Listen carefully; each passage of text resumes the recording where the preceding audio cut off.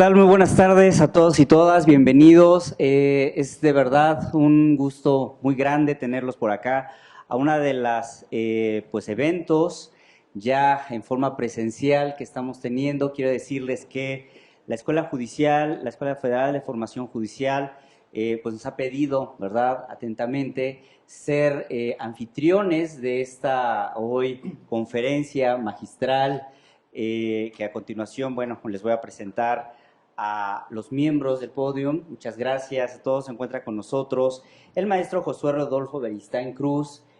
Muchas gracias, maestro. Él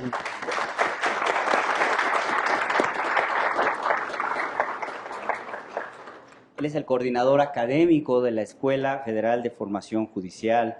Evidentemente se encuentra con nosotros el maestro Netzaí Sandoval Ballesteros, titular del Instituto Federal de Defensoría Pública.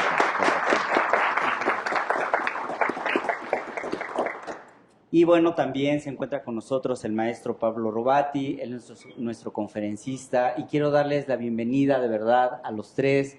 Y para empezar con nuestra conferencia, previo a presentar a nuestro ponente del día de hoy, quisiera darle el uso de la voz al maestro Josué Beristain, quien nos dará unas palabras. Por favor, maestro. Muchísimas gracias. Espero que se escuche bien. Muchas gracias a todos y a todas en nombre del doctor Arturo Bárcena Zubieta, el director general de la Escuela Federal de Formación Judicial, por estar acá en este evento académico sumamente importante para la institución, para el Poder Judicial de la Federación en conjunto. Por supuesto, muchísimas gracias al maestro Netzaí, el titular del Instituto de la Defensoría Pública Federal, por la colaboración tan estrecha y cercana con la Escuela Federal de Formación Judicial, siempre ocupado por el fortalecimiento del sistema de justicia en general. Y bueno, pues a todos y a todas, a los secretarios y secretarias técnicas de la Escuela Federal que han hecho posible este evento, principalmente a la maestra María Rivera, que se encuentra aquí con nosotros y que es la encargada de todos los programas de capacitación a la Defensoría Pública Federal, y también al maestro Luis Carlos, que es una pieza fundamental de la escuela y que se encuentra aquí. La plática de hoy se instaura dentro de varios eventos académicos que ha organizado la Escuela Federal de Formación Judicial, con el fin de seguir contribuyendo a la formación constante en temas relacionados con la prueba y el razonamiento probatorio. Tenemos claros que es una habilidad instrumental, conocimientos necesarios para poder aplicar correctamente el derecho, para poder dar seguridad jurídica a los y a las justiciables y para poder formar a través del derecho conductas que intentamos impulsar en la sociedad. Hoy tenemos un ponente de lujo con el que tuve el gusto y el honor de aprender durante la maestría que hicimos en Girona, y estoy seguro que disfrutarán muchísimo su ponencia, en específico hablando sobre la conformación de un elemento de juicio fundamental para lograr sentencias justas, entendidas como aquellas que buscan llegar a la verdad de los hechos, y entendida esta concepción como una correspondencia con lo que en verdad ha sucedido en la realidad.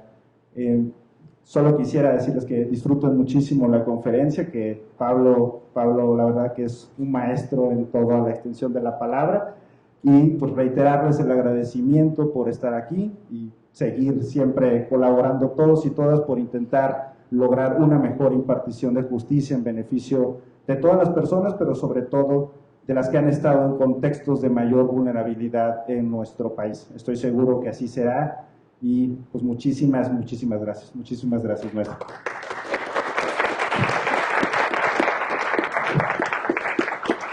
Muchísimas gracias al maestro Josué Rodolfo. La verdad es que es todo un gusto para nosotros tenerlos por acá a su casa. A continuación le doy el uso a la voz al maestro Netzaí Sandoval Ballesteros, titular del Instituto Federal de Defensoría Pública, quien nos brindará unas palabras. Bueno, pues muchísimas gracias al licenciado Mauricio, nuestro titular de la Unidad de Supervisión y Evaluación de la Defensoría Pública. También quiero agradecer profundamente, por supuesto, esta oportunidad de ser anfitriones, digamos, de esta conferencia tan importante. Creo que va a ser muy enriquecedora para nuestras defensoras y defensores. El enfocarnos en el razonamiento probatorio ha sido parte de la administración que ha encabezado el ministro Arturo Saldívar durante estos años al frente del Poder Judicial de la Federación. Y por eso me siento muy feliz de que nos acompañe el maestro Pablo, que nos acompañe la Escuela Federal de Formación Judicial. Yo también quiero hacer mención del extraordinario trabajo que están haciendo. Por supuesto, Marien ha sido fabulosa y ha sido muy importante en la capacitación de nuestro personal, pero también quiero presumir que parte de la escuela, parte importante de la escuela, Luis Carlos fue, digo yo, formado acá en la Defensoría Pública, estuvo algunos años trabajando con nosotros acá en la Defensoría Pública y es un orgullo ver que la gente, digamos, que está formándose en la Defensoría también tiene posibilidades de crecimiento. Entonces, pues bueno, les doy muchísimo, digamos, les muestro mucho mi gratitud a todas y a todos ustedes. Creo que la escuela está en un proceso muy valioso de fortalecimiento, digamos, con la dirección del doctor Arturo Bárcena Subieta, que ha hecho un trabajo estupendo en pues este tránsito del Instituto de la Judicatura a una escuela que tiene ahora nuevas responsabilidades y nuevas misiones. Entonces, pues bueno, agradecerles mucho, felicitar el trabajo de la escuela. Quiero solamente como marco para esta conferencia compartir algunas reflexiones muy breves. Durante estos años que me ha tocado estar al frente del Instituto Federal de Defensoría Pública, hemos tratado de acatar algunas recomendaciones internacionales. Por ejemplo, en 2010 vino a México una visita de la relatora sobre independencia de magistrados y abogados de Naciones Unidas. Hay un informe final de las actividades de esta relatora en el que se señalaba que uno de los grandes problemas del sistema jurídico mexicano era que las defensorías públicas carecían de acceso a peritos. Y señalaba que este era un problema del sistema judicial en su conjunto, no nada más de las defensorías. Esto tiene que ver justamente con la posibilidad de tener de hacer valer un principio constitucional. El principio de contradicción no es tal si no hay verdadera igualdad de armas, si la defensa no tiene acceso a evidencia. Yo siempre sostengo que la Defensoría Pública Federal lo que ha estado haciendo durante estos años recientes, porque siempre tuvimos buenos abogados y buenas abogadas. Algunas de las personas que nos acompañan por acá son defensores públicos que tienen ya muchos años en la institución. Pero si bien teníamos buenos litigantes, no teníamos acceso a evidencia científica, a evidencia pericial, no teníamos la posibilidad de debatir. Lo que yo siempre planteo es, siempre teníamos estos buenos abogados litigantes que pueden debatir en el plano del derecho, que pueden citar leyes, que pueden citar jurisprudencia, que pueden argumentar, pero no teníamos la posibilidad de debatir en el plano de los hechos, porque el material probatorio con el que se contaba en los expedientes era realmente el que generaba la Fiscalía, el que ofrecía la Fiscalía. Y los peritajes que llegaba a ofrecer la Defensoría Pública dependían pues, de que se obtuvieran de forma gratuita, de instituciones públicas que quisieran hacerlo en forma gratuita, y en la mayoría de esos casos, pues los defensores públicos terminaban desistiéndose de las pruebas ofrecidas, dejando a las personas en estado de indefensión y forzando a que el juicio fuera valorado, que fuera resuelto con el material probatorio que ofrecía solamente la Fiscalía. Entonces, esto ha sido un cambio muy importante. Durante esta gestión creamos el área de ciencias forenses de la Defensoría Pública en 2019, que arrancó con 10 peritos. Después, en 2020, llegamos a 30 científicas forenses. Y en este año acabamos de lograr que se extienda a 60 técnicos, peritos, científicos forenses que están interviniendo en múltiples especialidades: genética, balística, grafoscopía, etnopsicología, antropología, pero también en múltiples, digamos, vías jurisdiccionales, no solamente en lo penal. Parte del trabajo de nuestros peritos también se refleja, por ejemplo, en las acciones colectivas que que promueve la Defensoría Pública, en solicitudes de amnistía, en fin, en muchos otros ámbitos. Entonces, es muy importante que nuestros abogados y nuestras abogadas enriquezcan su estrategia jurídica a partir de elementos científicos. Eso por un lado. Por otro lado, también ha sido muy importante que cambie la naturaleza de nuestros oficiales. Durante muchos años se entendió que los oficiales en la Defensoría Pública eran meros apoyos administrativos. Y era personal que se dedicaba fundamentalmente a fotocopiar, a foliar, a coser expedientes. Ahora, con esta nueva gestión, bajo pues, el liderazgo del ministro Saldívar, hemos procurado que los oficiales, las oficiales, asuman un rol mucho más sustantivo. Y están participando, obteniendo incluso datos, evidencia. Yo, en una forma, si quieren, chusca, pero digo que inventamos la Policía de Investigación de la Defensa, ¿no? Es decir, no somos policías, obviamente, no realizamos actos de molestia, no tenemos una relación, digamos, coercitiva con la población en general, pero sí nos acercamos al lugar de los hechos, sí entrevistamos, sí recabamos, digamos, videos de cámaras de videovigilancia, en fin, estamos teniendo un trabajo mucho más fuerte en territorio, en el lugar donde supuestamente ocurrieron los hechos que se imputan como un delito. Entonces, estos dos elementos nos hablan de la convicción de la Defensoría Pública de, insisto, hacer valer un principio constitucional. El principio de contradicción no es tal si no hay, insisto, igualdad de armas. Esto es, digamos, parte de los cambios, del cambio cultural de la Defensoría Pública.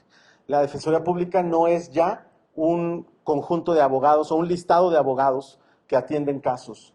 Ahora es realmente un despacho que asume con estrategias, que asume desde las áreas centrales de la Defensoría nuevos enfoques en el litigio, que asume litigio estratégico, en fin, cosas que durante muchos años no se habían intentado.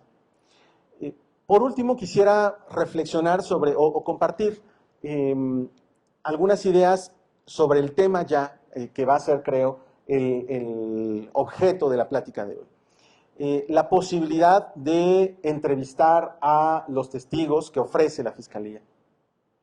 Yo creo que esto es muy importante porque durante muchos años en nuestro sistema jurídico se ha mantenido un esquema que los jueces llaman un régimen de excepción, o que se ha llamado en muchos ámbitos un régimen de excepción.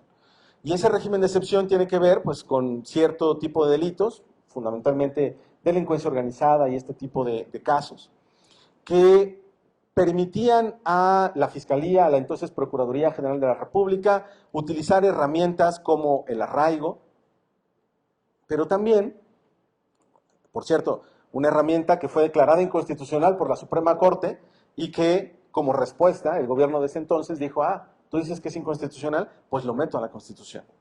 A mí me parece una de las decisiones más catastróficas y más, digamos,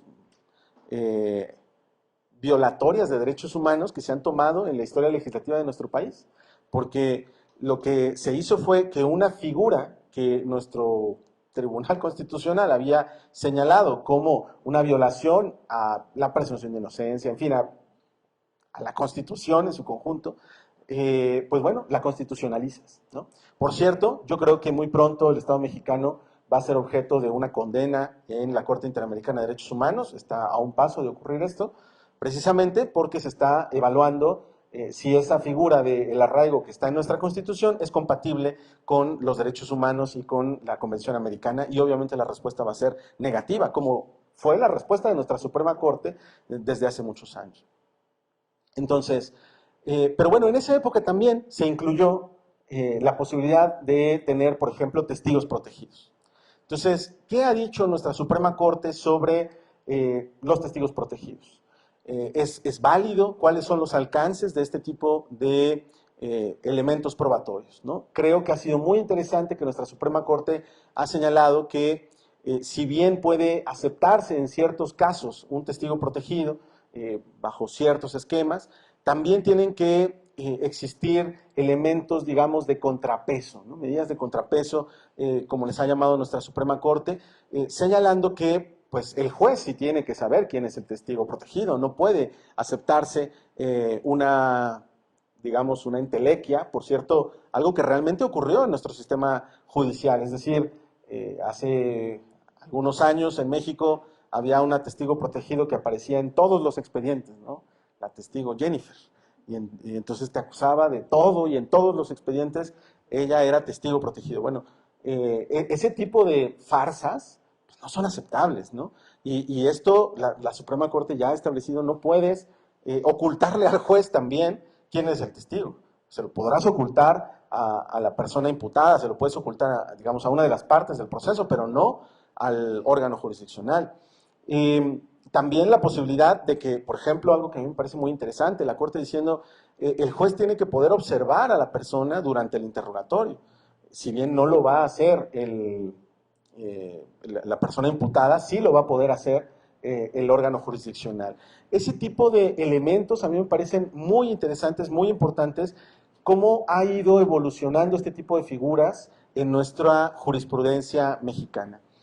Por supuesto, el hecho de decir, bueno, la Fiscalía en un momento dado nos dice, aquí hay un testigo, ¿no?, que declara tales cosas ante la Fiscalía, ante la Procuraduría General, en ese entonces, pero lamentablemente no lo puedo hacer comparecer, no lo encuentro, ¿no? Y entonces tú, juez, eres el encargado de que comparezca. Y entonces te puedes tardar décadas, años, tratando de hacer comparecer a una persona a un juicio. Bueno, la Suprema Corte ha dicho no, quien es el responsable de lograr que comparezcan los testigos al proceso, pues es el órgano acusador, es la Fiscalía, la Procuraduría, en fin, hay ciertos elementos que me parecen fundamentales sobre cómo ha ido construyendo nuestra Suprema Corte, digamos, las garantías para que haya una verdadera presunción de inocencia. La presunción de inocencia no puede ser una declaración, ¿no? No porque la Constitución diga que hay presunción de inocencia, realmente opera. Eso tiene que traducirse en ciertas cosas dentro del proceso. Y parte de eso es, pues, que los elementos probatorios realmente sean convincentes para poder llegar a una conclusión, pues, acusatoria, ¿no? Entonces, bueno, no quiero yo seguir, porque obviamente no me corresponde a mí desarrollar estas ideas, pero sí quería mencionar que hay una necesidad muy importante de defensa, de protección de los derechos más elementales de las personas. Yo quiero compartir con ustedes una reflexión que tal vez mi equipo más cercano ya me ha oído decir, pero creo que es muy importante que se diga públicamente.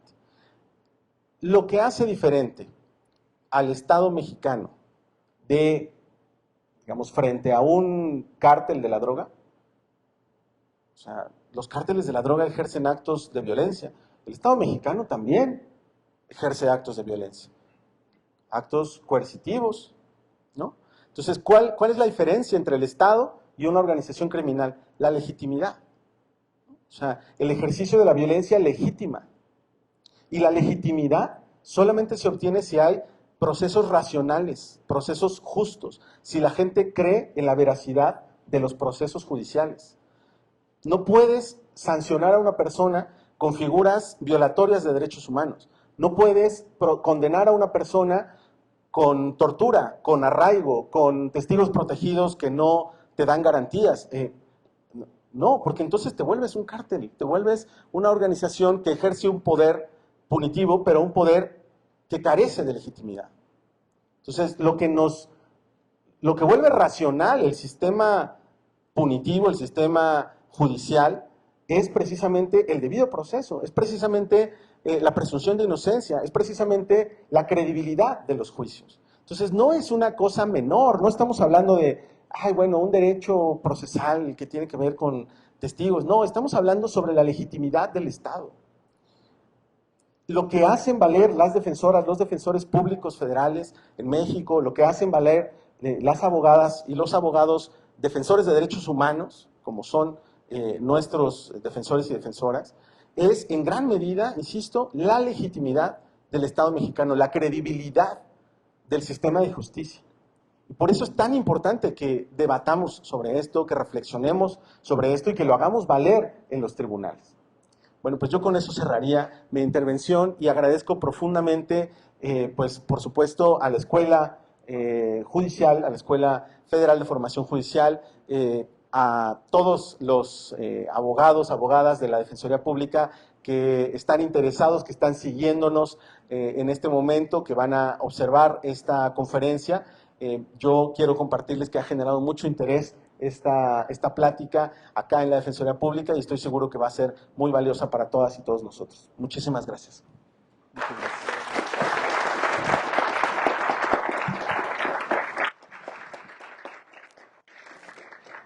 Agradecemos las palabras muy valiosas de nuestro director general. Muchísimas gracias, maestro. A continuación, quiero permitirme, previo a iniciar, darle el uso de la voz a Pablo, que yo creo que ya está un poquito exasperado, ¿no? Maestro Pablo Robati, quiero leer un poco de su amplia currícula. La verdad es que sí es muy interesante, pero quisimos resumirla a continuación. Es abogado y especialista en Derecho Penal por la Universidad de Buenos Aires, magíster en Razonamiento Probatorio por las Universidades de Girona y Génova, es profesor adjunto de la Facultad de Derecho de la Universidad de Buenos Aires y profesor de posgrado en universidades argentinas y extranjeras. Es también codirector de la colección Pensar la Prueba y el plano profesional es defensor público coadyuvante a cargo del programa de asistencia y patrocinio jurídico a víctimas de delitos y del Ministerio Público de la Defensa Argentina. Autor de diversas publicaciones en su país de origen y en otros tantos, y ha sido recientemente coordinador del Manual de Derechos Humanos y Prueba en el Proceso Penal, publicado por la Suprema Corte de Justicia de la Nación de nuestro país. Pues le doy la más cordial bienvenida a esta conferencia titulada El derecho a interrogar a los testigos de cargo, balance de una década de jurisprudencia en nuestro alto tribunal. Bienvenidas, bienvenidos. Les doy el uso de la voz al maestro Pablo Robati. Muy buenas tardes.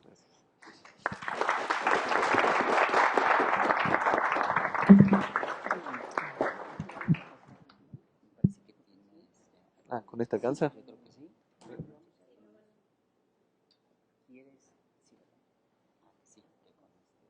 Con esta, ¿no?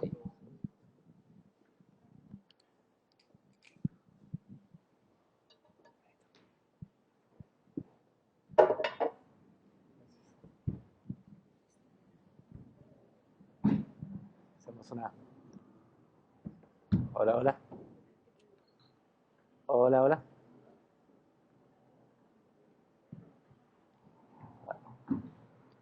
Más fuerte. Ahí está. Gracias. Bueno, una mudanza. Bueno, antes que nada, por supuesto quisiera darle las gracias a todas y a todos por el interés. Veo que hay un auditorio lleno que muestra realmente un interés, así que realmente me alegra mucho y estoy muy contento. Para mí es un placer poder estar esta tarde con todos y todas ustedes y compartir algunas reflexiones.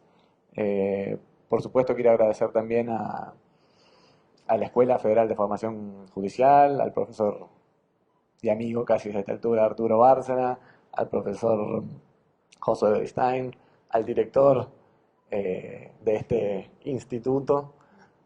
Realmente les agradezco muchísimo por la invitación.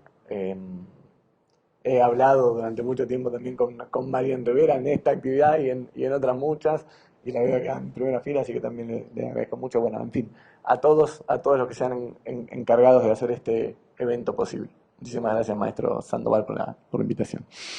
Bueno, mi idea es compartir, como ya se adelantaba, algunas reflexiones precisamente sobre un derecho constitucional y convencional, que es el derecho de interrogar o hacer interrogar a los testigos de cargo, tal como está descrito en no uno, sino en varios instrumentos de derechos humanos, entre ellos, por supuesto, la Convención Americana sobre Derechos Humanos, pero también el Convenio Europeo de Derechos y Libertades Fundamentales, con cláusulas o con redacciones muy similares, ¿no? Esta es la fórmula que se emplea: derecho de interrogar o hacer interrogar a los testigos de cargo.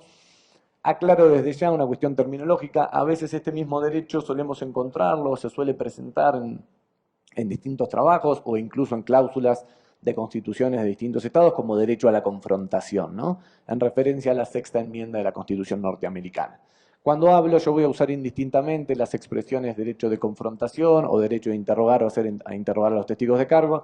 Podría haber algunas diferencias que voy a intentar ir esclareciendo a lo largo de esta charla con ustedes, pero voy a utilizar indistintamente ambas expresiones.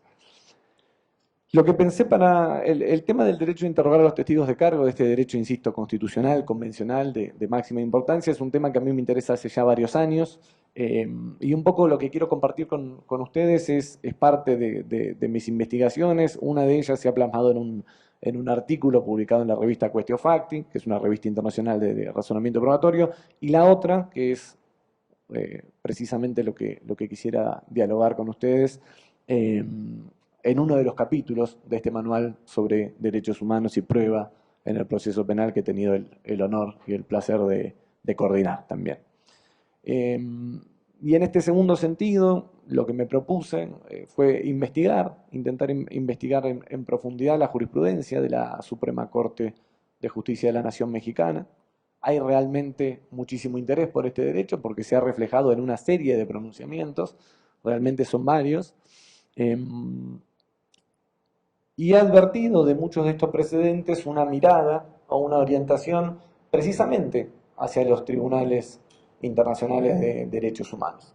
Y entre ellos, quizá precisamente porque la Corte Interamericana no tiene todavía un desarrollo muy rico en la materia, ha dicho algunas cosas, pero realmente no se ha ocupado del problema central que ha ocupado a la Corte Suprema Mexicana y a otras tantas cortes de la región, que es al que me voy a referir, que es particularmente el caso donde los testigos no están disponibles por alguna razón.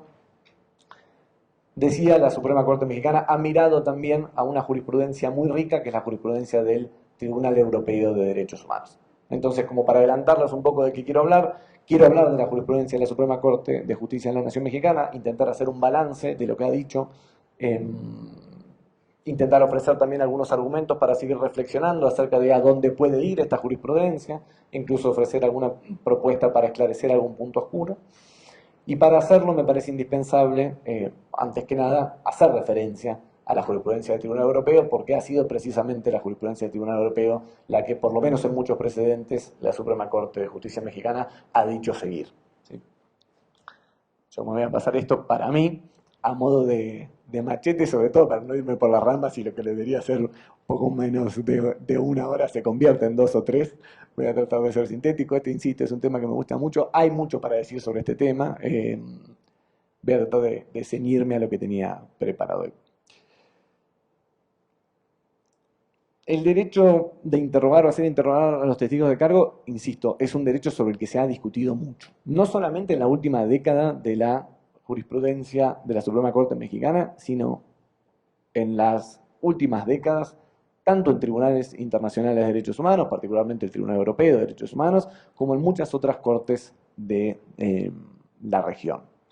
En general, cuando se habla de confrontación o de derecho de confrontación, las discusiones vienen acompañadas de una retórica fuerte, ¿no? Se sabe que es mucho de lo que está en juego cuando se trata de que la defensa, el acusado a través de su defensa, el asesoramiento de su defensor o defensora, pueda controlar la evidencia de cargo, porque después de todo de eso se trata. En este caso de las llamadas pruebas testificales o pruebas personales, del control de la evidencia de cargo. Y esto ha sido reconocido, insisto, como un derecho de máxima jerarquía normativa. Este derecho, sin embargo, es un derecho que presenta algunas peculiaridades, ¿no? Que presenta varias particularidades. Es un derecho, se ha dicho, polifacético, ¿no? Uno está claro que es un derecho de máxima importancia, está claro, cuando menos un contenido mínimo, esto es que la defensa pueda hacerle preguntas a los testigos de cargo, pero cuando uno avanza un poco más e intenta esclarecer algunos aspectos oscuros, ya las respuestas no son tan claras, o por lo menos no lo han sido en distintos órganos, insisto, de derechos humanos. Por ejemplo, exige la confrontación, este derecho a interrogar a los testigos de cargo, necesariamente una confrontación cara a cara, Esto es la presencia física del acusado y, por ejemplo, de la víctima o de un testigo importante en la sala de audiencias. ¿Exige la confrontación como derecho constitucional esta confrontación cara a cara? Bueno, esto es apenas para poner un ejemplo. Algunos tribunales, con orientación más en la jurisprudencia de la Corte norteamericana, han dicho sí, este es un componente fundamental del derecho. Otros, la orientación europea, la orientación del Tribunal Europeo, es una orientación distinta. Este derecho no exige, en la interpretación del Tribunal Europeo, esa confrontación cara a cara. ¿Esto por qué es bueno tenerlo en cuenta? Bueno, me parece que para la actividad de defensores y defensoras, por supuesto que es bueno tener en cuenta una y otra orientación, y en algunos casos hasta elegir, decir, bueno, a ver, la que más conviene a los intereses de la persona que yo represento, puede ser en este caso una interpretación más a la Crawford, en referencia a este pronunciamiento tan importante de la Corte norteamericana, o una interpretación más hacia la mirada europea. Insisto, la Suprema Corte de Justicia Mexicana, aunque ha mencionado en algunos de sus precedentes, que vamos a ir viendo algunos pronunciamientos de la Suprema Corte norteamericana, ha acudido más bien al Tribunal Europeo, ¿no? La guía ha sido el Tribunal Europeo. Hay un problema que me parece que es un problema recurrente al que nos enfrentamos en México y creo que en cualquier otro sistema de administración de justicia, que es el problema de los testigos no disponibles, ¿no? Es un problema que se presenta a menudo. Pareciera que está en la naturaleza misma de las cosas, porque por más diligente que sea una investigación, lo cierto es que la investigación es una etapa necesaria, previa a la etapa central del procedimiento, que es la etapa de juicio, donde rigen todos estos principios que han sido reconocidos en la Constitución mexicana y también en los instrumentos internacionales de derechos humanos, ¿no? Un juicio público, contradictorio, donde rija la inmediación. Bueno, la etapa central del procedimiento. Pero lo cierto es que para preparar esa etapa es necesario un proceso investigativo. Y para avanzar hacia la búsqueda de la verdad, es imprescindible interrogar a personas en ese proceso investigativo. Y que eso quede registrado de alguna manera. A veces esa manera puede ser un acta, a veces puede ser un registro de audio y video, esto es, procedimientos distintos de registro más o menos fidedignos. Pero la cuestión, insisto, es que por más diligente que sean los órganos investigativos de un Estado parte en las convenciones de derechos humanos, pasa un tiempo entre la investigación y entre el juicio, y en ese tiempo que transcurre, muchísimas veces los testigos, por distintos motivos, no están disponibles para la etapa de debate. Puede que el testigo haya fallecido, puede que se haya enfermado a tal punto que ya no esté en condiciones de declarar en el debate, puede que simplemente haya desaparecido sin dejar rastros, se haya mudado de país, no lo encontremos pese a los esfuerzos que se hayan hecho, y una larga lista de etcétera. Después voy a referirme con un poco más de detalle a esto. El punto ahora simplemente es marcar que este es un problema recurrente e insisto, un problema que ha dado muchos dolores de cabeza, no solo a la Corte mexicana, para intentar establecer si estos pueden ser casos de excepción y, en caso de que lo sean, cuáles pueden ser reaseguros para garantizar de cualquier manera al acusado y a su defensa que la sentencia que se dicte no sea una sentencia insegura. Esto es, una sentencia que ponga a la persona acusada frente a un riesgo intolerable de un falso positivo, esto es, de ser declarada culpable pese a no serlo, pese a ser inocente. Entonces, de ese problema tan recurrente es del que me quiero ocupar. Como ya les decía, este derecho es un derecho reconocido en las Convenciones de Derechos Humanos, es un derecho particularmente reconocido en el artículo 6, inciso 3, literal D, del Convenio Europeo de Derechos Humanos, también en el Pacto Internacional de Derechos Civiles y Políticos, y lo mismo en la Convención Americana sobre Derechos Humanos. Está reconocido, insisto, con ligeros matices de redacción, como un derecho de la defensa de interrogar a los testigos presentes en el tribunal y de obtener la comparecencia de otros testigos. Una primera aclaración antes de pasar a ver de qué modo se ha abordado este problema.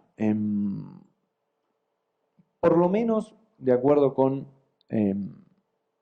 la jurisprudencia del Tribunal Europeo, de la Corte Interamericana, este derecho no privilegia una determinada manera de conducir los interrogatorios, ¿no? Yo sé que México atraviesa ya desde hace tiempo una reforma constitucional y un proceso, además, que acompañó esta reforma muy importante, de tendencia hacia el adversarialismo, si se quiere. No de tendencia acusatoria, pero incluso de tendencia al adversarialismo, ¿no? Porque uno podría distinguir una cosa y la otra. Las cláusulas de derechos humanos, en cuanto tales, no privilegian una manera de interrogar. Con esto quiero decir, no exigen como instrumentos de derechos humanos que se utilice la técnica angloamericana tan conocida de examen directo y contraexamen, ¿no? Que es una manera de hacer los interrogatorios. Esta no es la única manera de hacer los interrogatorios, hay otras, ¿no? La tendencia, por ejemplo, en los países de la tradición continental europea es más bien requerirle al testigo primero un relato libre sin tanto condicionamiento de preguntas de las partes y luego en todo caso que las partes puedan formular preguntas, pero incluso se vedan en general, por ejemplo, preguntas sugestivas de un solo punto que hacen a la esencia misma de la técnica del contraexamen o de la cross-examination americana o inglesa. Entonces, esta es una primera aclaración. Por supuesto que en un determinado país, en una determinada cultura jurídica, podría exigirse la utilización de esa técnica. Yo lo que estoy intentando hacer simplemente es separar los planos de análisis. La ley podría exigirlo, la práctica, una tradición cultural podría exigir hacer las cosas de esta manera, no lo exige como contenido propio del derecho humano de interrogar a los testigos de cargo. Esto es, no lo ha exigido el Tribunal Europeo y en la jurisprudencia, que es una jurisprudencia un poco menos extensa, tampoco lo ha exigido la Corte Interamericana, al menos desde la mirada de este derecho como derecho elemental que integra la noción de debido proceso. Bueno, llego entonces al núcleo de lo que quiero abordar. ¿Qué hacer, no? ¿Qué hacer cuando, por alguna razón, un testigo que ha declarado en la etapa preliminar, en la etapa investigativa, no se encuentra disponible para el momento del debate, para el momento del juicio? Correspondería admitir esa declaración previa si la defensa no ha tenido en ninguna etapa del procedimiento oportunidad de ejercer este derecho constitucional, este derecho de interrogar o de confrontar al testigo de cargo. ¿Es esto lo que corresponde hacer? ¿Excluir o inadmitir esa evidencia? ¿O estas son excepciones legítimas a ese derecho convencional y constitucional? Y en el caso de que lo sean, ¿alcanza con decir, bueno, se admite, valorémoslo y ahí se termina la cuestión? ¿O es necesario intentar compensar de alguna manera a la defensa mediante otros mecanismos procesales y en todo caso, ¿cuáles son estos? Hay otra pregunta que me parece fundamental en sistemas como el mexicano que prevén mecanismos destinados precisamente a lidiar con este problema de antemano, ¿no? Me estoy refiriendo, por supuesto, a la prueba anticipada. Es importante que sepan que no en todos los lugares del mundo esto se reconoce. Los ingleses se agarran la cabeza porque no disponen de un mecanismo como el de prueba anticipada. En muchos otros ordenamientos y en general la tendencia latinoamericana ha sido a prever uno de estos mecanismos y por supuesto que esta es una muy buena medida. Pero yo acá en el PowerPoint tengo formulada la pregunta si la prueba anticipada es la cura para todos los males, ¿no? ¿Nos resuelve todos los casos la prueba anticipada? Y a mí me parece que no. Y me parece que no porque lo que exige la prueba anticipada, el acudir a ese instituto que es importantísimo y que resuelve sin muchos problemas, es que sea previsible la ausencia o la no disponibilidad del testigo. Y el problema es que no siempre lo es. Y que no lo sea no necesariamente ocurre por una falta de diligencia, por una irresponsabilidad o por una imprudencia de quien tiene a cargo llevar adelante la investigación. Hay casos donde es perfectamente previsible saber que un testigo luego no va a estar disponible. Supongamos que este testigo, por ejemplo, tiene una enfermedad muy grave, una enfermedad terminal. Bueno, en este caso uno sabe perfectamente que la persona no ha de estar o que puede no estar para el momento del juicio.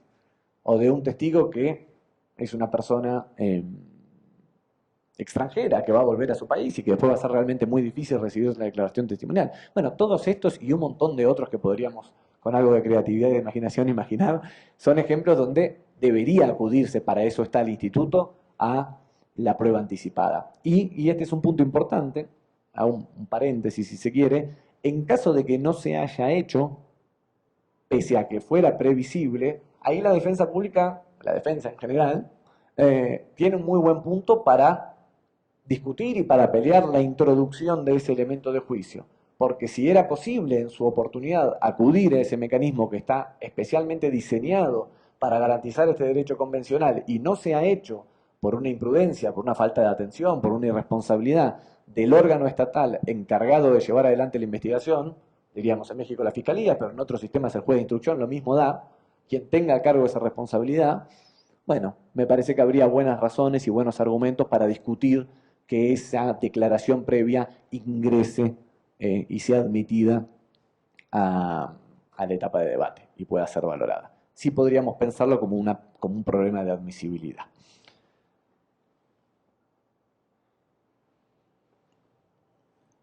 Pero insisto, puede darse el caso, y creo que a menudo se da en la práctica, donde pese a la diligencia puesta al servicio de la investigación, se haya dado una situación imprevisible, ¿no?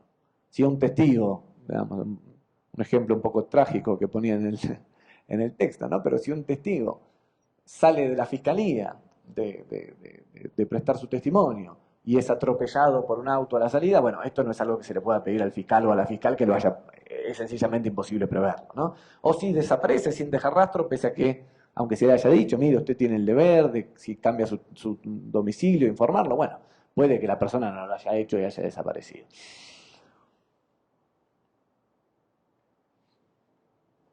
Con estas aclaraciones preliminares, que han sido más extensas de lo que tenía pensado, sí quiero pasar a examinar brevemente, a presentar una síntesis, hay mucho más que se podría decir, sobre la jurisprudencia del Tribunal Europeo de Derechos Humanos, como guía, insisto, ¿por qué? ¿No? ¿Por qué pensar o por qué hablarle de la jurisprudencia del Tribunal Europeo? No es un capricho, es que realmente ha sido una guía para la jurisprudencia actual de la Suprema Corte de Justicia de la Nación, con algunos matices que son justamente a los que me quiero referir, ¿no? A partir del, acá los tengo marcados, del amparo directo en revisión 30.048 de 2014, a partir de ese precedente, hay precedentes importantes anteriores, ya desde 2011, pero a partir de ese precedente, la Suprema Corte incorpora al análisis de estos casos problemáticos, de los casos de testigos no disponibles, y adopta para sí lo que se ha llamado la regla del testimonio único o decisivo, ¿no? La sole or decisive rule europea.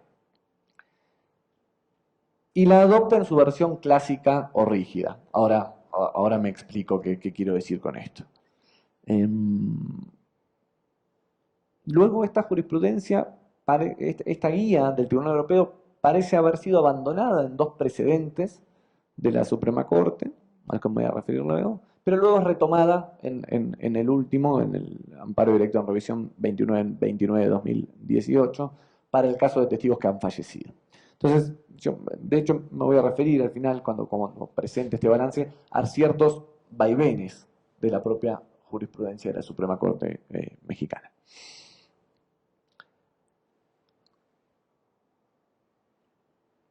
Una primera aclaración que me parece que es importante acerca de esta interpretación del Tribunal Europeo de Derechos Humanos, y creo que es algo que viene bien tener en cuenta para ver la amplitud de esta doctrina en todo caso. Y es qué se quiere decir en las convenciones de derechos humanos. Esto creo que es perfectamente extrapolable para la redacción de la cláusula prevista en la Convención Americana sobre Derechos Humanos. ¿Qué se quiere decir cuando se habla de testigos de cargo, ¿no? Porque uno podría pensar que el testigo es algo distinto, incluso a los efectos de la Convención, que, por ejemplo, un coimputado. Bueno, a los efectos de la interpretación que han propuesto los órganos internacionales de derechos humanos, cuando las convenciones hablan de testigos de cargo, se están refiriendo con toda amplitud a cualquier fuente personal, testifical, de información que pueda ser utilizada y que pueda servir de base a una sentencia condenatoria. No importa si esa fuente de información es un testigo en sentido estricto, lo que nosotros llamaríamos un testigo desinteresado, si se quiere, no importa si es la víctima o no importa incluso si es inclusive un coimputado. Cualquier fuente testimonial ingresa en los alcances de las convenciones internacionales de derechos humanos. Esto es una aclaración muy importante que ha hecho el Tribunal Europeo ya hace mucho, a partir de un precedente que es Lucá versus Italia. Es una sentencia del Tribunal Europeo de febrero de 2001. se haya esta doctrina, y luego se ha mantenido invariable, ¿no? En múltiples precedentes ulteriores, el Tribunal Europeo lo que ha dicho es: me mantengo en este precedente en Lucá versus Italia. Entonces, todo lo que venga ahora vale para cualquier fuente de evidencia, de información que pudiera ser utilizada en contra de la persona acusada. ¿Qué ha dicho el Tribunal Europeo, la Corte Europea sobre la confrontación? Bueno, lo primero que ha dicho es establecer los principios, ¿no? Y este derecho lo que hace de alguna manera es establecer como principios fundantes, principios que todos ustedes conocen muy bien, ¿no? Los principios del contradictorio y de la inmediación. Entonces lo que ha dicho el Tribunal Europeo es, bueno, como regla, lo que establece este artículo, lo que establece este criterio, es que la prueba personal, la prueba de cargo, debe ser practicada en una audiencia pública de cara a una argumentación contradictoria, en presencia de la persona acusada y de su defensa, y debe permitírsele, cuando menos, presentarle preguntas a esos testigos de cargo. Este derecho está formulado como derecho de interrogar o de hacer interrogar. Ustedes se preguntarán por qué interrogar o hacer interrogar a los testigos de cargo, pensando en cierto, esta es una nota de color histórica, digamos, en la redacción de los instrumentos de derechos humanos, pensando en aquellos sistemas donde las partes no formulaban directamente las preguntas a los testigos, sino que lo hacían por conducto del presidente del tribunal, ¿sí? Entonces, esta es una manera de preguntar, como les decía, una manera de hacer las cosas que estaría permitida por los instrumentos de derechos humanos, que probablemente no sea ya la práctica de muchísimos lugares que antes sí tenían esta manera de hacerlo a través del presidente del tribunal. Pero esta es la regla, ¿no? Debe permitírsele a la defensa formular preguntas a los testigos y debe hacérselo en el marco de una audiencia contradictoria. Esto está claro. Pero claro, se presentan estos problemas, los casos de testigos no disponibles, donde esto no es posible. Entonces el Tribunal Europeo debió lidiar con estas preguntas que nos formulábamos al principio. Y para ponerlo en pocas palabras, desde Dorson versus Países Bajos, que es un precedente del 96, esto tiene realmente décadas, la posición histórica del Tribunal Europeo ha sido la siguiente: ha sido señalar que hay una infracción a este derecho, que este derecho es vulnerado, cuando una sentencia de condena se asienta o se apoya única o decisivamente, ¿no? Esas son las palabras que ha utilizado, o de manera determinante, si uno traduce, digamos, directamente de los pronunciamientos del francés, en la declaración de un testigo que la defensa no pudo interrogar en ninguna etapa del procedimiento. Entonces, insisto, el criterio, esta regla del testimonio único decisivo, indica lo siguiente: esto es lo que ha dicho el Tribunal Europeo, se sintetiza de esta manera: solo hay una infracción en la medida en que la sentencia de condena se apoye única o decisivamente en un testimonio, en un registro, en una declaración previa que la defensa no pudo interrogar en ninguna etapa del procedimiento. Esa es la regla del Tribunal Europeo, es la regla, insisto, histórica del Tribunal Europeo. Esto lo que generó es que se considere, y me adelanto un poquito, digamos, esta posición histórica o rígida del Tribunal Europeo es la que ha seguido en estos precedentes que mencionaba al principio la Suprema Corte de Justicia de la Nación Mexicana. Ahora, luego voy a hacer algunas aclaraciones más. Esto implicaba un test de 2 pasos. Un primer paso que era examinar si los tribunales domésticos habían tenido buenas razones o razones atendibles, dice el Tribunal Europeo, para admitir esa declaración previa. Esa era la primera pregunta, la pregunta elemental, ¿no? Es decir, ¿hay alguna buena razón que justifique la incomparecencia del testigo o de la testigo?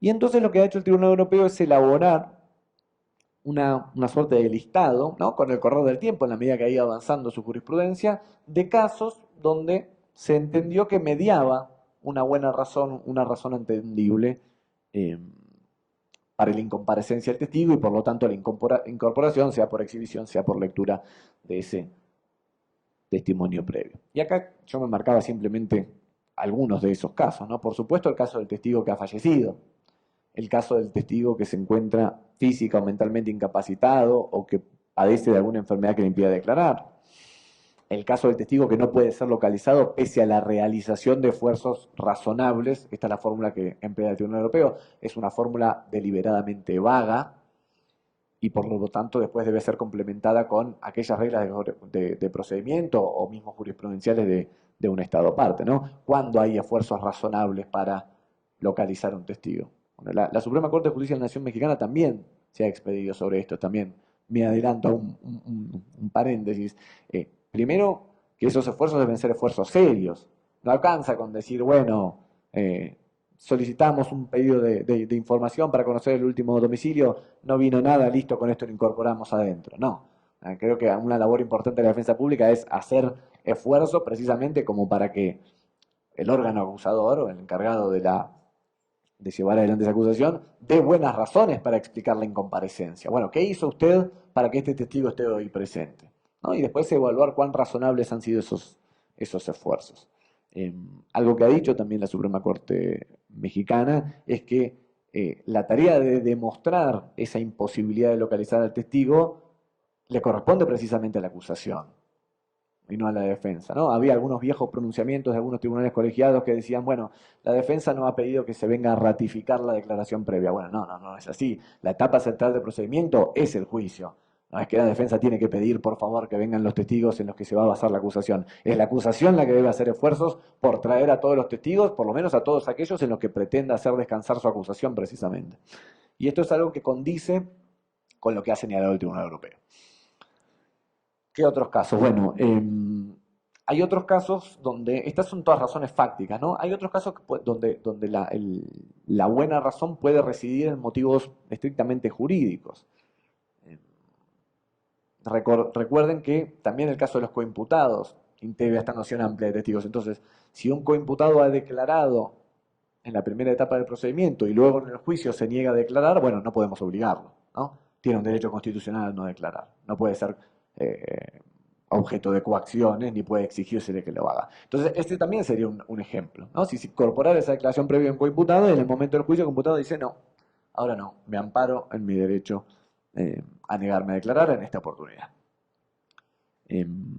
Otros casos que el Tribunal Europeo ha tratado son aquellos en los cuales no se trata del coimputado, pero sí, por ejemplo, suele haber, y yo si no me equivoco, ustedes me corregirán en todo caso, el Código Nacional de Procedimientos Penales también prevé algunas excepciones, por ejemplo, para personas que son familiares de la persona acusada, no se la puede obligar a declarar. Entonces, bueno, en algunos casos sucedía, algunos casos con lo que debió lidiar el Tribunal Europeo, que esas personas, por ejemplo, eran víctimas de la persona acusada o se presentaban como tales en la primera etapa del procedimiento, declaraban y por algún motivo cuando llegaba el momento del juicio decían, no, me amparo en mi facultad de no declarar. Bueno, esto también fue entendido como una buena razón para incorporar esa declaración previa por el Tribunal Europeo. Y luego, por supuesto, los casos de testigos que están amenazados o que se encuentran atemorizados o de testigos que resultan especialmente vulnerables. Esos también son casos que el Tribunal Europeo ha reconocido como buenas razones para incorporar declaraciones previas o cuando menos en algunos casos para establecer mecanismos o procedimientos apropiados que se ajusten a, por ejemplo, el caso de los testigos vulnerables, ¿no? En caso de niños, en caso de víctimas de ciertos delitos especialmente graves. Bueno, este era el primer paso. Hasta aquí con lo que dije era el primer paso de esta regla de testimonio único decisivo. Primer paso, la existencia de buenas razones. Entonces, este ya es un primer punto para supervisar. Puede que en un caso la Fiscalía no esté exponiendo cuál es esa buena razón. Este ya es un primer brazo, si se quiere, de este test que puede y debe ser objeto de control, ¿no? El segundo paso es uno que presenta más problemas todavía, que es el de la evaluación de ese carácter único o decisivo de la declaración previa que se pretende o que de hecho se incorpora. Porque, ¿cuándo? Esa ha sido la gran pregunta y esto ha dado realmente lugar a muchísimas discusiones, tanto en la academia como en el ámbito mismo de la jurisprudencia de los tribunales de derechos humanos y de otras altas cortes de justicia. ¿Cuándo un testimonio es decisivo. El caso de único no presenta demasiados problemas, ¿no? Es único cuando no hay absolutamente ningún otro elemento de juicio, ninguna otra evidencia que sirva para acompañar o para respaldar en alguna medida ese testimonio. Pero en general los casos no presentan esta estructura. En general siempre alguna cosita más hay en el caso, ¿no? Es difícil que lo único que exista en el caso, en la acusación, sea un testimonio, ¿no? Entonces, se hace especialmente importante la pregunta acerca de cuándo un testimonio es dirimente o decisivo. Y esto que parece a primera vista muy sencillo, no lo ha sido, discernirlo no lo ha sido para nada. Porque hay cuando menos dos maneras de entender esto. Y el Tribunal Europeo, en el precedente que luego vamos a ver, intentó remediar esto a raíz del diálogo que se planteó con la Suprema Corte del Reino Unido, a mi juicio de una manera no demasiado convincente. Pero digo, hay por lo menos dos maneras de entender esto. Una es la importancia que tenga esa información, la información que vierte un testigo, en el sentido de someterla a un test de estas características, decir, bueno, a ver, sin esta pieza de información la acusación fracasaría, ¿no? Esa es una mirada de importancia. Un testimonio sería decisivo o dirimente si lo quitáramos del conjunto de elementos de juicio, del acervo probatorio, la acusación fracasaría. No, esa es una manera de entenderlo, entender decisividad como importancia en el conjunto de los elementos de juicio en el acervo probatorio.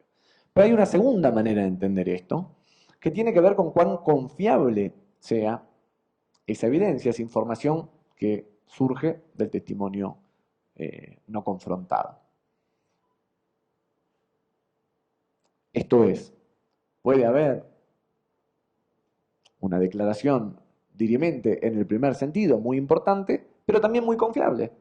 Por ejemplo, por estar respaldada en una serie de elementos de juicio que le den corroboración.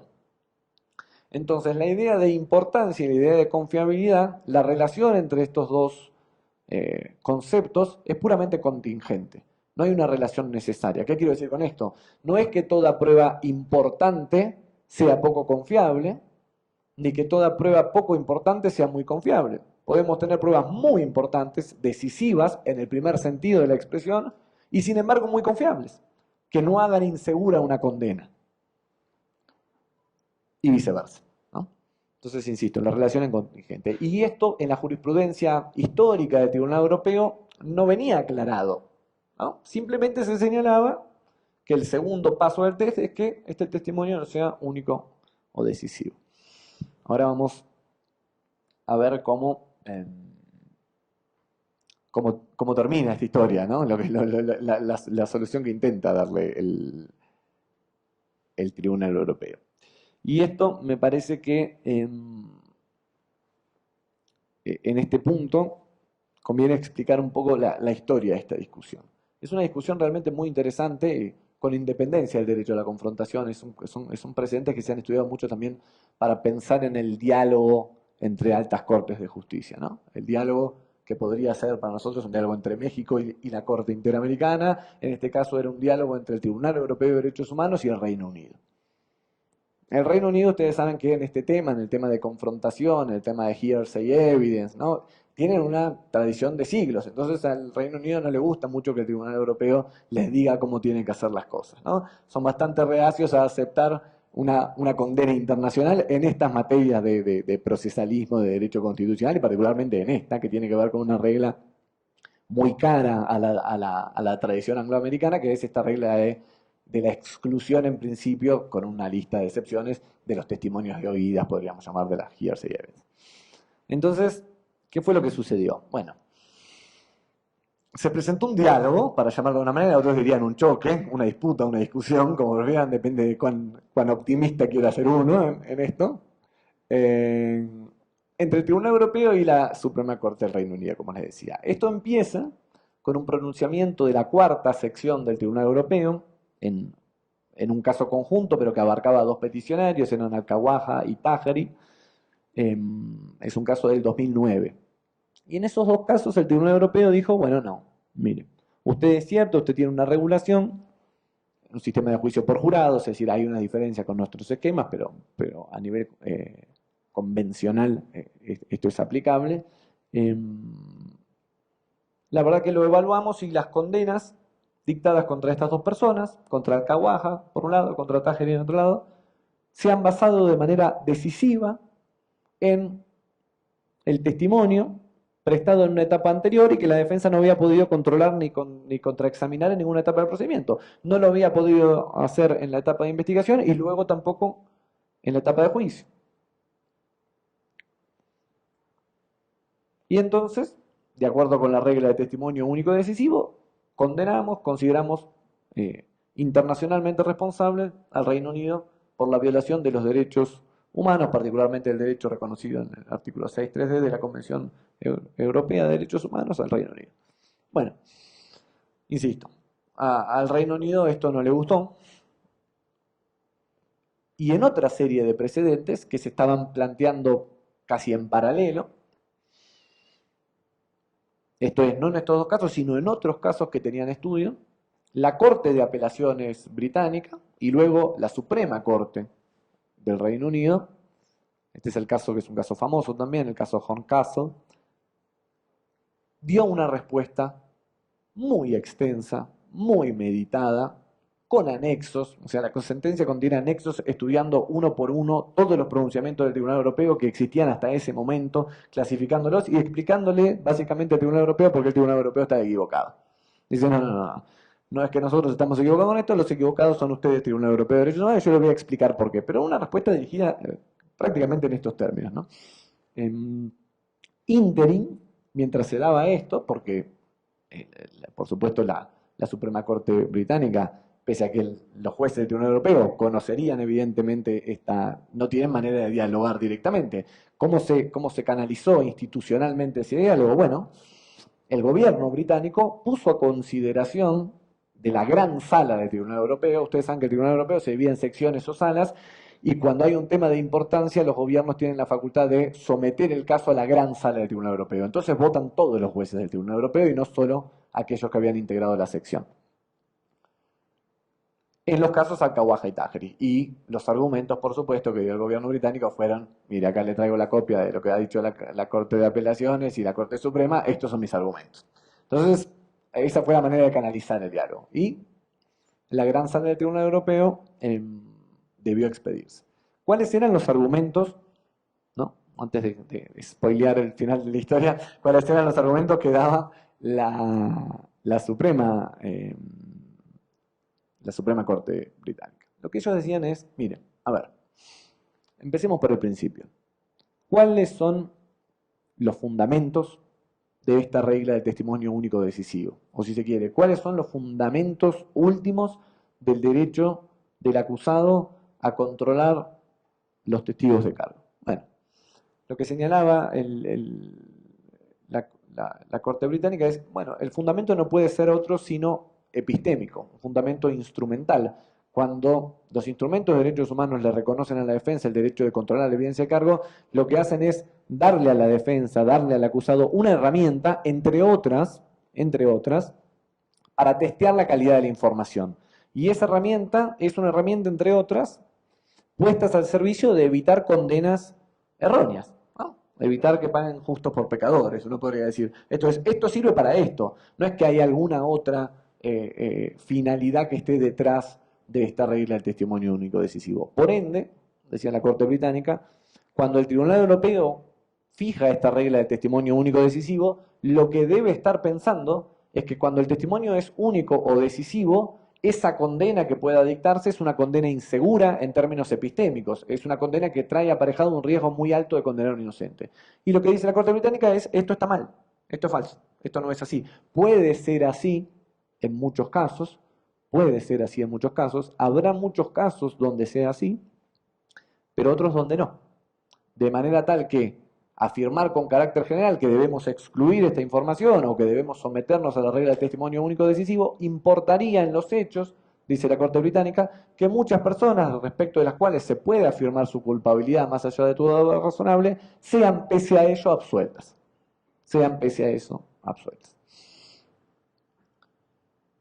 Y a esto añadían que había una regulación muy detallada, insisto, era una regulación pensada para un sistema de jurados, pero una regulación, que era una regulación del año 2003, de la Criminal Justice Act de los ingleses del año 2003, donde lo que se hacía era prever una serie de facultades para los jueces profesionales, pensando justamente acerca de si la información era confiable o no.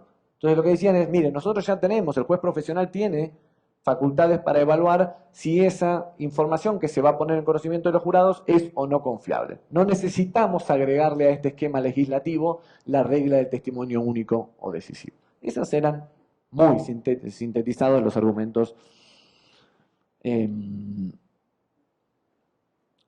la Suprema Corte del Reino Unido. Y la respuesta de la Gran Sala del Tribunal Europeo no es que les dijo que sí a todos, pero este punto central lo concedió. Este punto central lo concedió. Dijo, bueno, es cierto, hay casos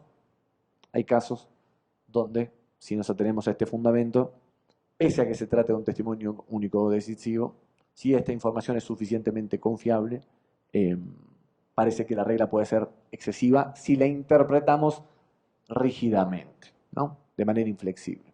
Entonces, ¿cuál fue el saldo de este diálogo? ¿Cuál fue el saldo? Bueno, lo que dijo el Tribunal Europeo, insisto, en su pronunciamiento de la Gran Sala en Al-Kawaja y Tajeri contra el Reino Unido fue, bueno, esta regla del testimonio único o decisivo la mantenemos, pero no puede ser interpretada más como una regla rígida o inflexible, sino más bien como un principio. ¿Cómo se flexibiliza esa regla? Bueno, incorporando a este test que habíamos dicho de 2 pasos, un tercer paso. Lo que dice ahora el Tribunal Europeo es, bueno, mire, primero, como habíamos dicho, existencia de buenas razones o de razones atendibles. Segundo, evaluar la decisividad de ese testimonio, de esa declaración previa, evaluar si es única o decisiva. Pero incluso cuando antes ahí terminaba el análisis, si era única o decisiva, había infracción del derecho. Ahora el Tribunal Europeo dice, aun cuando sea única o decisiva, deberíamos evaluar un tercer paso. Y ese tercer paso es la existencia de suficientes medidas de contrapeso o de contrabalanceo, ¿no? Esto es justamente lo que decía el maestro Sandoval cuando empezábamos, ¿no? La existencia de medidas de contrapeso y balanceo han sido utilizadas para los casos de testigos de identidad reservada y también para estos casos a los que me estoy refiriendo yo de testigos no disponibles. Los principios generales aplicables a unos casos y a los otros son exactamente los mismos y derivan en muy buena medida de este pronunciamiento y los que han venido después, por lo menos en la jurisprudencia actualizada del Tribunal Europeo. Entonces, medidas de contrapeso o medidas de contrabalanceo. Además de esto, el Tribunal Europeo intentó aclarar, porque esta era otra crítica de los ingleses, qué quiere decir la palabra decisiva. Intentó aclararlo.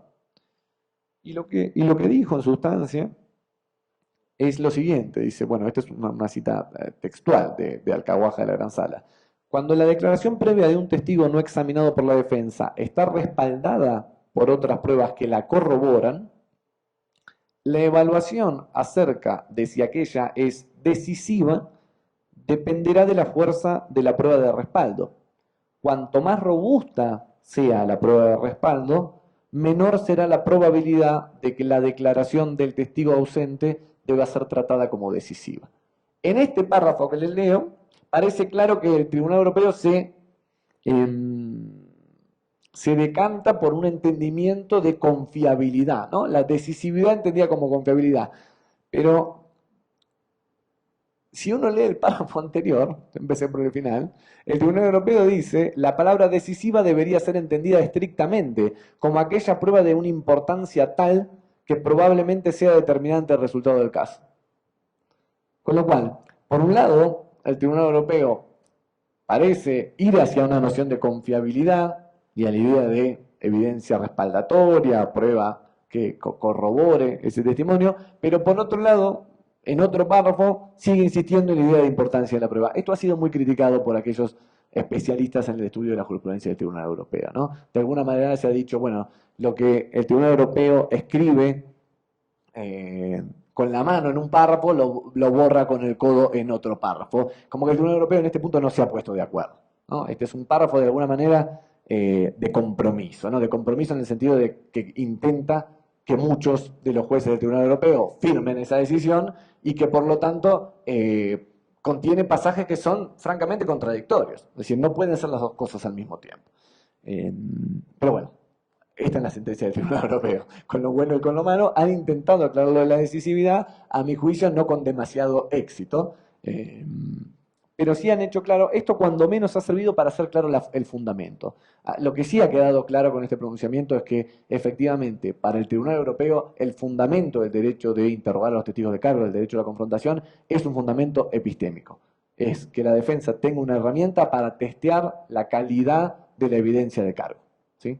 No otros fundamentos que mucho menos en jurisprudencia, pero tal vez entre algunos doctrinarios han sido expuestos como fundamentos, si se quiere, que buscan encontrar un valor intrínseco en la confrontación, como el ejercicio de la autonomía moral de la persona acusada, o las obligaciones morales de los testigos de presentarse y dar la cara en una audiencia. Bueno, estos son fundamentos que pretenden ser intrínsecos, que ven en la confrontación algo intrínsecamente valioso. Bueno, no ha sido lo que ha dicho el Tribunal Europeo. El Tribunal Europeo la confrontación es un instrumento, entre otros, para garantizar decisiones, para garantizar la rectitud de las decisiones, para garantizar decisiones confiables en términos epistémicos.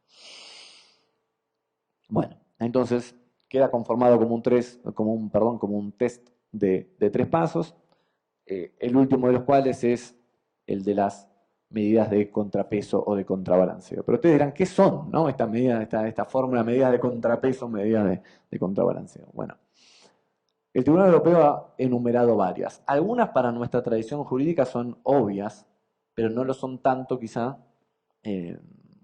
para aquellos sistemas que tienen juicio por jurado y que por lo tanto dependen de las instrucciones que el juez profesional o la jueza profesional le dirige al jurado.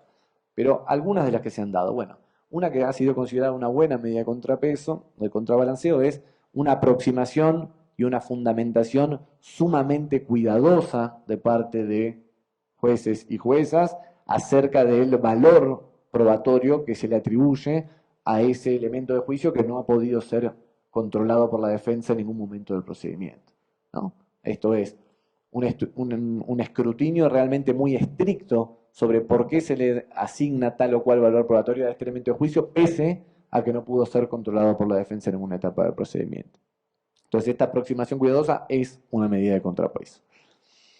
Otra medida de contrapeso importante son las facultades procesales que puedan conferirse a la defensa, incluso si la persona del testigo no se encuentra presente, como para intentar llamar la atención sobre potenciales debilidades o potenciales intereses de ese testigo en la controversia, ¿no? Esto no depende siempre del que el testigo esté presente. Se pueden encarar actividades investigativas, por ejemplo, para conocer ciertos aspectos del pasado de este testigo y la relación que pudiera tener con la controversia, o las condiciones en las que pudo haber percibido lo que dijo que percibió, ¿no? Estas son medidas probatorias que se le reconozca a la defensa, que se le dé oportunidades a la defensa de emprender estas tareas investigativas, incluso con la colaboración de los tribunales. Estas también son medidas de contrapeso o de contrabalanceo. Por supuesto, la existencia de otros elementos de juicio o de otras pruebas que la defensa sí haya podido controlar en el juicio. Esto es, puede que algún testigo no esté, pero que muchos otros sí. Entonces, el hecho de que todos estos otros estén y que se le asegure a la defensa la posibilidad de controlarlos, de contrainterrogarlos, es también una medida de contrapeso o de contrabalanceo. Doy un ejemplo más y avanzamos. El modo en que haya estado registrada, esta a mí me parece fundamentalmente importante, ¿no? Y el Tribunal Europeo la recoge, y yo creo que en este punto con razón. El modo en que haya estado registrada esa declaración previa. Porque creo que todos sabemos que no es lo mismo contar con un acta o con un atestado policial, donde a veces ni siquiera sabemos cómo se le formularon las preguntas al testigo, o si se le formularon otras que nos escribieron, ¿no? Es decir, la confiabilidad de esa manera de registro es realmente muy baja, ¿no? Es realmente muy baja. Mientras que si hay una declaración en audio y video, donde se escuchan perfectamente las preguntas que se le dirigen y las palabras exactas con las que el testigo o la testigo se pronuncia, bueno, ya cambian un poco las cosas, ¿no? Esto nos da por lo menos una sensación de mayor transparencia y de mayor confiabilidad. Entonces, esta también es importante llamar la atención sobre esas diferencias. Y el Tribunal Europeo, acá el Tribunal Europeo es un buen respaldo para hacerlo, ¿no? Si uno tuviera que cuestionar el modo de registro. Bien. Esta es un poco la síntesis del Tribunal Europeo. Ahora sí, como para ir redondeando en los minutos que me quedan, quisiera decir algunas cuestiones, más allá de las que ya he presentado brevemente, sobre lo que he podido ver y lo que he podido analizar de la jurisprudencia de la Suprema Corte de Justicia de la Nación Mexicana. Un primer aspecto es el que ya he mencionado, ¿no? Esta orientación o citar, acudir a la jurisprudencia del Tribunal Europeo. Acá ya tengo listados, después puedo poner obviamente a disposición de todos y cada uno de ustedes una serie de pronunciamientos, porque leerlos todos, que son un montón, va a ser una cosa aburrida.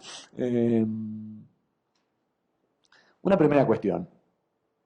En materia de interpretación de este derecho, la Suprema Corte de Justicia se ha referido indistintamente al derecho reconocido en el artículo 8, 12F de la Convención Americana sobre Derechos Humanos o a los principios de inmediación y del contradictorio, ¿no? Cuando se refiere a una cosa y cuando se refiere a la otra, en muy buena medida,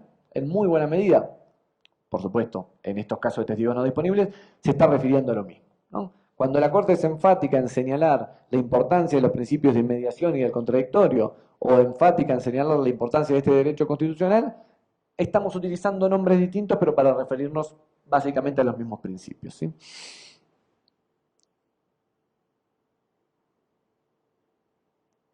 En la jurisprudencia de la Suprema Corte,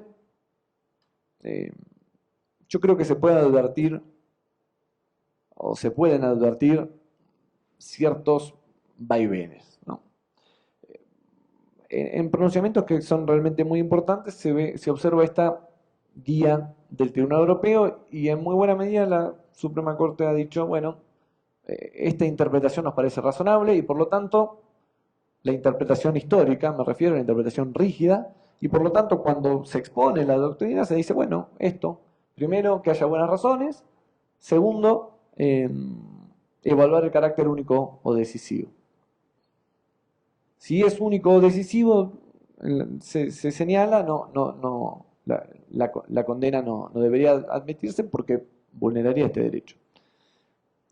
Este es un posicionamiento, pero ha habido un posicionamiento más estricto de la Suprema Corte de Justicia de la Nación y que ha culminado nada menos que en la declaración de inconstitucionalidad de distintas disposiciones. Eran disposiciones en su caso de códigos procesales de distintos estados. Todavía no estaba unificada, la Suprema Corte lo analiza cuando la reforma constitucional ya había entrado en vigor y también se había unificado la legislación procesal en el Código Nacional de Procedimientos Penales.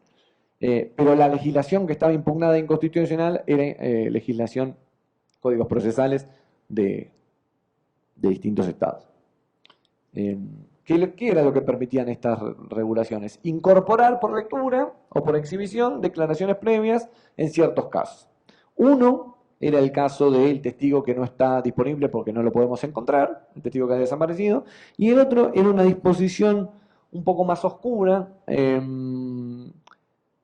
que señalaba que los progenitores, los padres de un niño o niña, cuando el delito era especialmente grave, podían negarse a que este niño o niña declare, ¿no? O esta persona joven declare.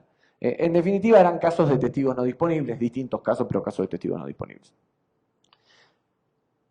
Y lo que dice la Corte en estos casos es que esas disposiciones que permitían esto eran inconstitucionales, las declara inconstitucionales e inconvencionales, por infringir precisamente los principios de inmediación y del contradictorio y este derecho que estamos tratando.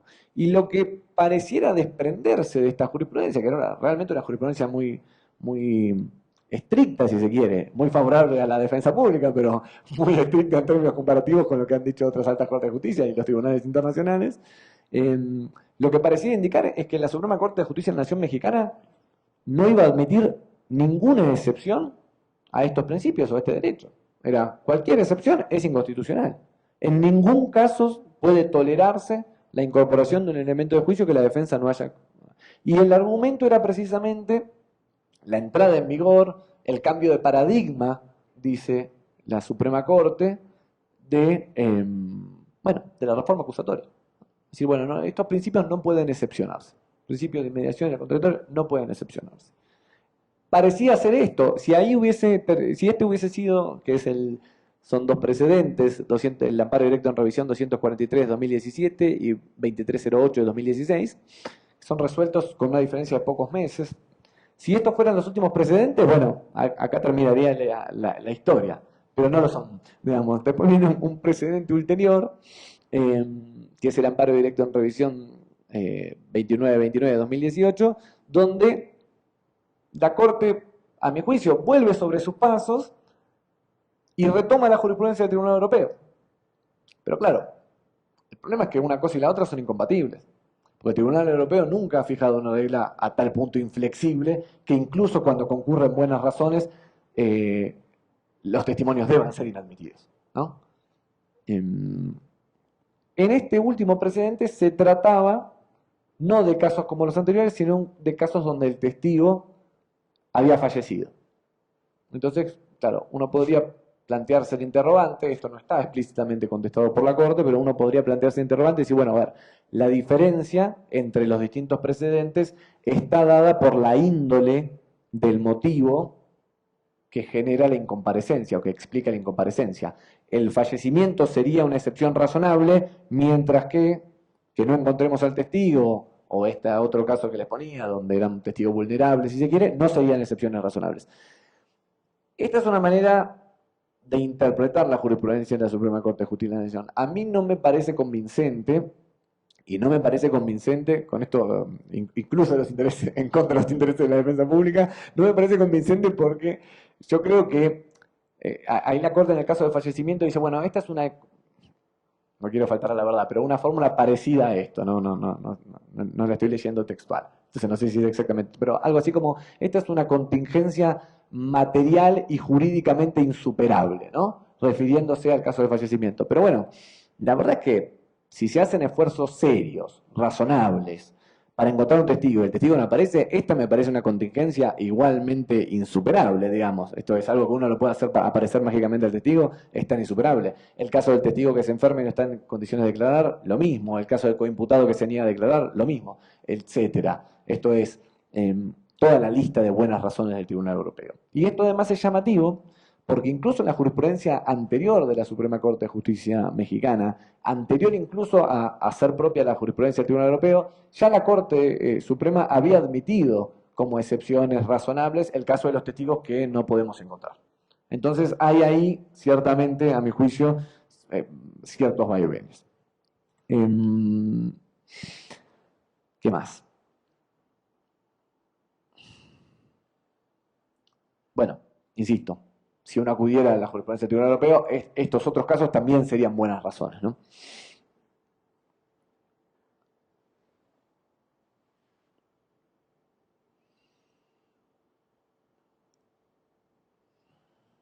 Algunas cosas que se ha dicho, estoy repasando que no quiero que se me pase nada.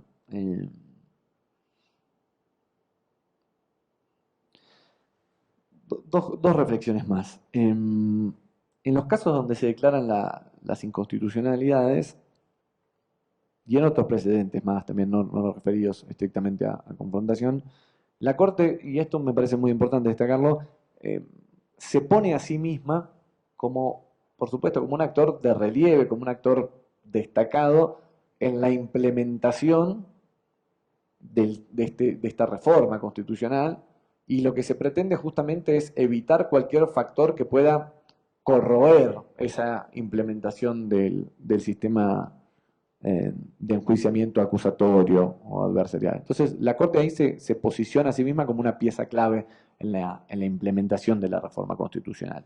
Y esta preocupación me parece que es una preocupación muy legítima y por supuesto que creo que todos compartiríamos, ¿no? Es decir,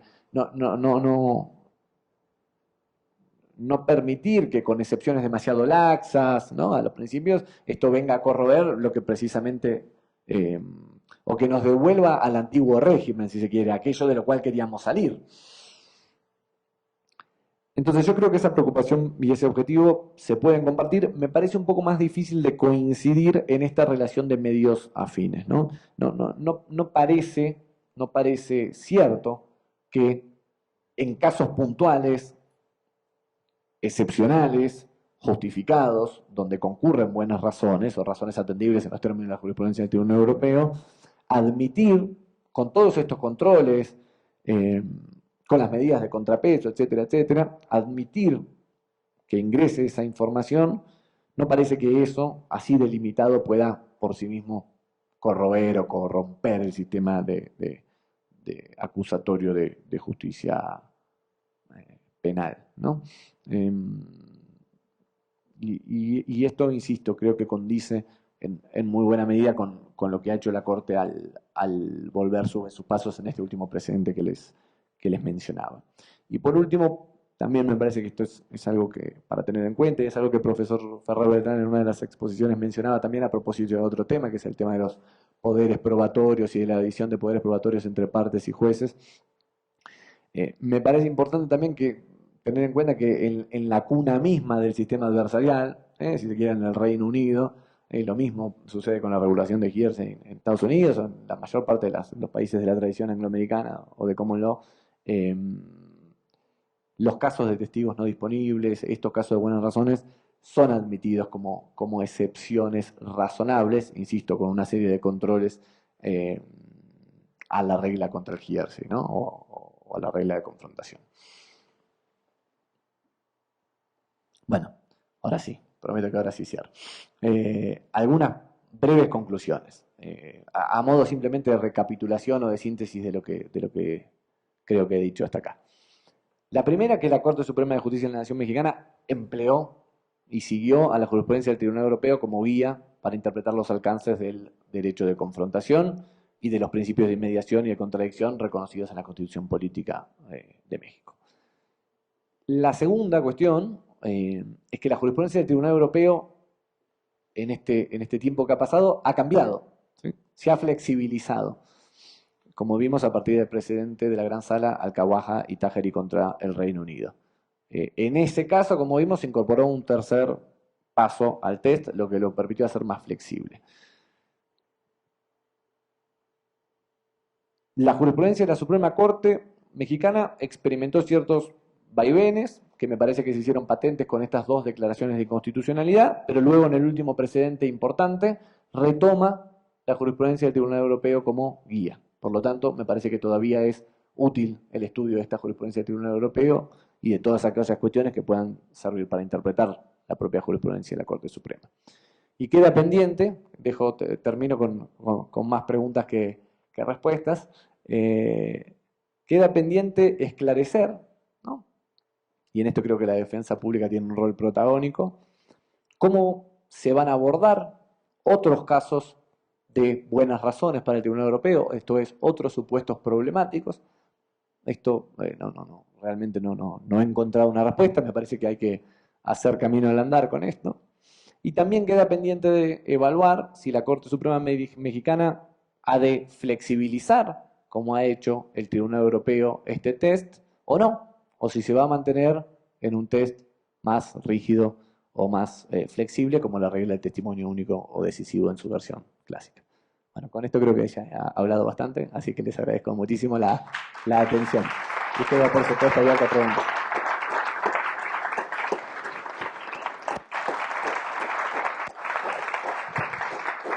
Muchísimas gracias. Interesante exposición a cargo del maestro Pablo Robati. A continuación vamos a hacer una ronda de preguntas y respuestas. Si alguien tiene alguna intervención, vamos a darles el micrófono, a cederles el uso de la voz. Por ahí ya tenemos alguna persona, si son tan amables.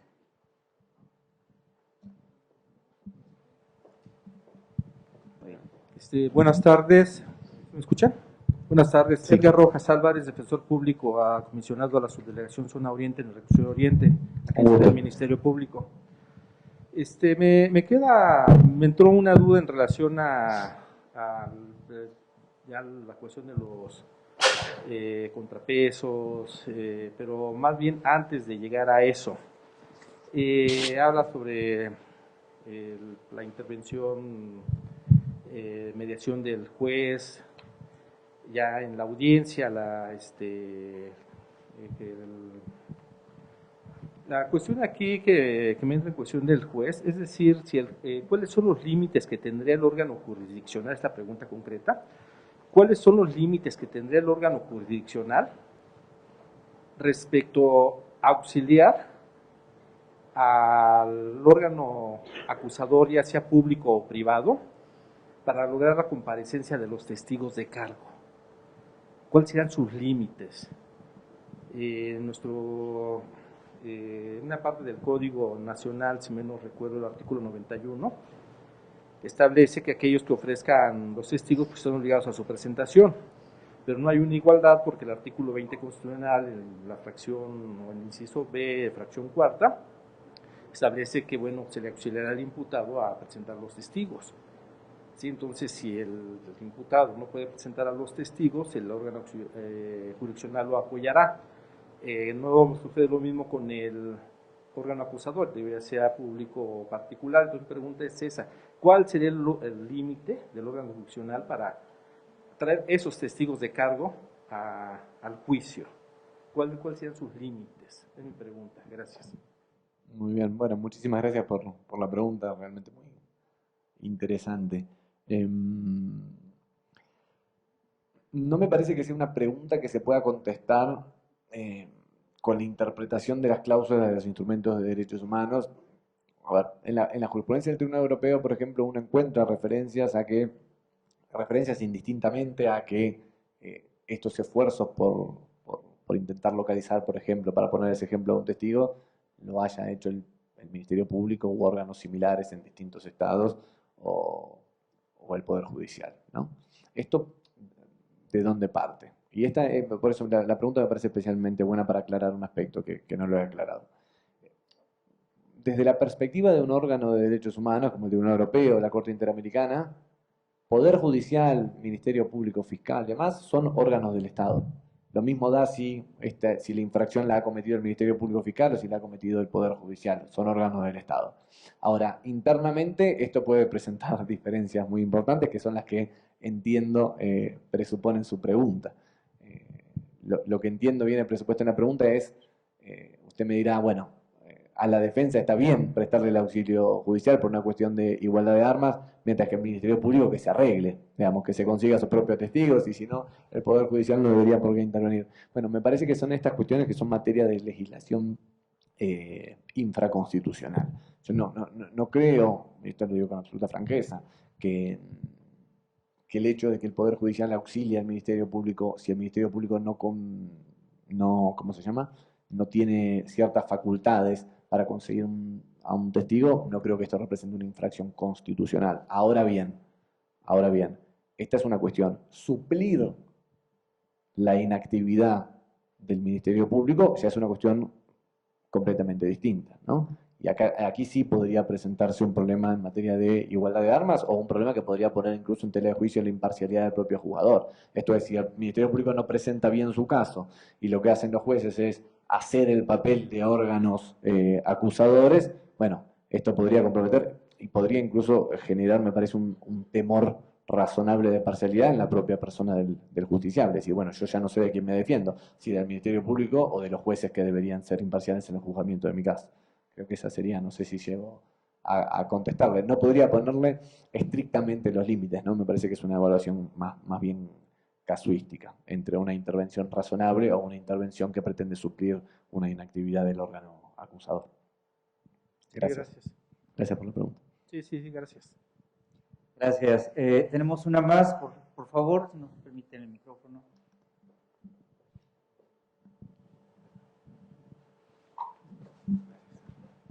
Hola, buenas tardes, Pablo, es un gusto. Siempre aprendo cuando te escucho. Y me quiero centrar en los casos que tú mencionaste de especial interés, que yo también los considero así, y que son aquellos en los que se pone en duda, en realidad, qué pasó, qué se dijo, qué se preguntó en el momento de la entrevista. Y una duda bastante legítima por prácticas negativas que suceden, de cómo se preguntan las cosas, qué es lo que se deja de preguntar, qué es aquello que sí se dijo y que no consta por escrito. Y lo que hace la ley es hablar de la incorporación por lectura, una lectura que se puede interpretar de manera crasa o literal más bien, y pues pensar en un fiscal leyendo tal cual la declaración. Pero si partimos de este contexto, que puede haber dudas sobre qué fue lo que ocurrió en el momento de la entrevista y cómo impacta eso en la confiabilidad del testimonio, más bien de la entrevista o de esa información que deriva, sería razonable exigir que para estos casos debe estar acompañado ese testimonio por escrito de la persona quien tomó la entrevista, o sea, para que esté en posibilidad la defensa de controvertir, de preguntar las circunstancias que estaban alrededor, repito, lo que se preguntó, lo que no, porque pues hasta donde yo conozco, no estamos en el caso, no estamos, o sea, no se acostumbran a tomar las entrevistas por videoconferencia, es simplemente un registro escrito donde poca luz hay. Así es que esto se podría considerar como una garantía suficiente adicional como para hacerla exigible o pedir hacerla exigible un órgano jurisdiccional. Gracias. Gracias, Hernando, por la pregunta que está realmente muy buena. En lo que estás pensando es que, por ejemplo, el policía que recibió la declaración venga a juicio a declarar. Sí, a mí me parece que esto sería una de las medidas de contrapeso. Uno podría incluirlas como dentro de las medidas de contrapeso. Mis dudas están en si esto resuelve o no resuelve. Creo que es algo que se puede hacer, pero me parece que, y esto lo digo por experiencia propia, ¿no? Y no solo de escribirlo, sino de vivirlo. Me parece que muchas veces estas entrevistas o estas declaraciones previas van a haber sido recibidas quizás años antes de que se celebre el juicio, por una persona que se dedica a tomar todos los días entrevistas por delitos similares. Entonces, exigirle a este policía que quizás 3 o 4 años después venga y recuerde perfectamente las circunstancias o qué preguntas le formuló a este testigo, me parece que es algo que, a ver, puede que haya una policía realmente muy memoriosa, al estilo de Funes, el memorioso, ese cuento de Borges, pero en general no van a ser Funes el memorioso. Y es razonable porque la memoria de uno no funciona así, sobre todo cuando esto es una práctica cotidiana. Entonces, si la respuesta de esa persona va a ser, mire, la verdad que no me acuerdo mucho, es lo que dice ahí, y poco hemos ganado, poco hemos avanzado. Sí me parece, lo que pasa es que esto requiere de protocolos, inclusive de legislación, y su implementación no siempre es sencilla, no solamente en términos de las consecuencias que pueden traer aparejadas en el periodo mismo de implementación, sino en términos de costos. Sí me parece que una regla clara que exigiera que ninguna declaración que no esté registrada en audio y video es admisible, es una regulación sencilla. La regla es, si quiere que ingrese, audio y video, si no, no ingresa y se terminó.